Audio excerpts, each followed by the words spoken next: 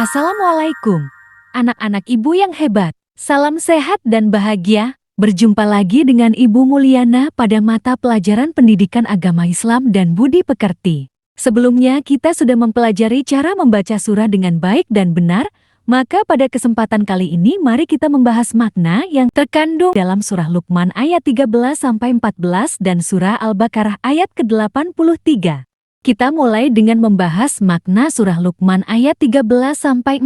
Surah Luqman ayat 13-14 berbicara tentang pesan yang diberikan oleh Luqman kepada putranya. Pesan tersebut berisi tentang pentingnya beribadah kepada Allah Subhanahu wa Ta'ala dan menjauhi perbuatan-perbuatan yang dilarangnya.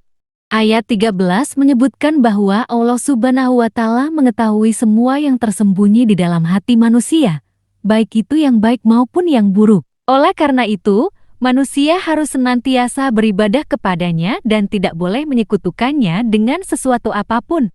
Sedangkan ayat 14 menegaskan bahwa perbuatan-perbuatan yang buruk akan berakibat buruk pula bagi diri sendiri. Maka, manusia harus berusaha untuk menjauhi perbuatan-perbuatan yang dilarang dalam agama Islam, seperti mencuri, berbohong, dan melakukan perbuatan keji lainnya.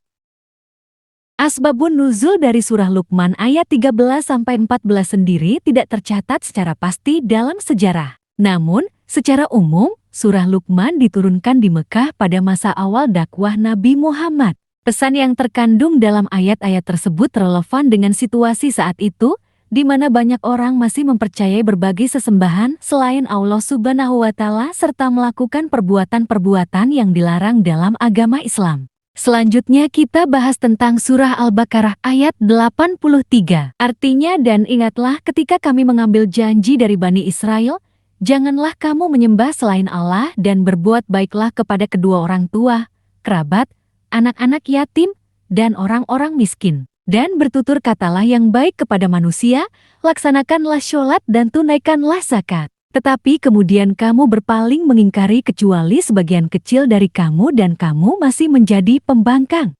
Surah Al-Baqarah ayat 83 dalam Al-Quran berbicara tentang sifat manusia yang seringkali berubah-ubah. Ayat ini menyatakan bahwa pada waktu Musa diangkat menjadi nabi dan diberikan kitab Taurat, orang-orang Bani Israel berjanji untuk mematuhi perintah Allah dan mengikuti ajaran Musa. Namun, seiring berjalannya waktu, mereka mulai melanggar perintah Allah dan meninggalkan ajaran yang telah diberikan kepada mereka. Ayat ini juga mencatat bahwa ketika Musa memperingatkan mereka tentang kemurkaan Allah, mereka bahkan menyuruh Musa dan seluruh pengikutnya untuk pergi dari tanah mereka. Hal ini menunjukkan betapa cepatnya manusia berubah dan melupakan janji-janji mereka kepada Allah.